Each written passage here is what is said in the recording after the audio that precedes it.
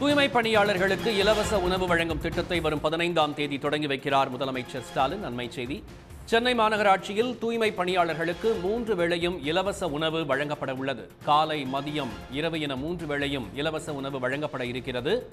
அண்மை செய்தியை காணலாம். காலை, மதியம், இரவு என 3 வேளையும் நவம்பர் 15ஆம் தேதி முதல் இலவச உணவு தூய்மை பணியாளர்களுக்கு வழங்கப்படுகிறது. சென்னை மாநகராட்சியில் தூய்மை பணியாளர்களுக்கு 3 வேளையும் இலவச உணவு வழங்கப்பட உள்ளது. நவம்பர் 15இல் தூய்மை பணியாளர்களுக்கு இலவச உணவு திட்டமானது தொடங்கப்பட உள்ளது. இதற்காக 64.73 கோடி ரூபாய் ஒதுக்கீடு செய்யப்பட்டுள்ளது. இலவச உணவு திட்டத்தில் 31,373 தூய்மை பணியாளர்கள் பயன்பெறுவார்கள் என்றும் தெரிவிக்கப்பட்டுள்ளது. செய்தியாளர் ஹரிஹரன் நம்மோடு இணைகிறார். இது தொடர்பான விவரங்களை நீங்க பதிவு செய்யலாம் ஹரிஹரன்.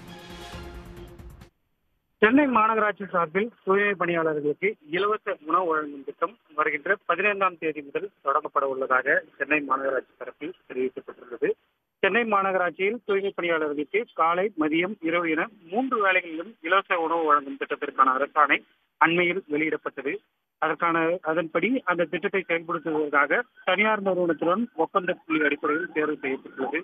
ஓராண்டிற்கு தூய்மை பணியாளர்களுக்கு இலவச உணவு வழங்க 64.73 கோடி செலவிடப்பட்டுள்ளது. அதன்படி சென்னை மாநகராட்சியில் 31,373 தூய்மை பணியாளர்களுக்கு காலை, மதியம், இரவு என 3 வேளைகளிலும் உணவு வழங்கப்பட உள்ளது. வருகின்ற நவம்பர் 15ஆம் தேதி முதலமைச்சர் இந்த திட்டத்தை தொடங்கி வைக்கப்படுகின்றார்.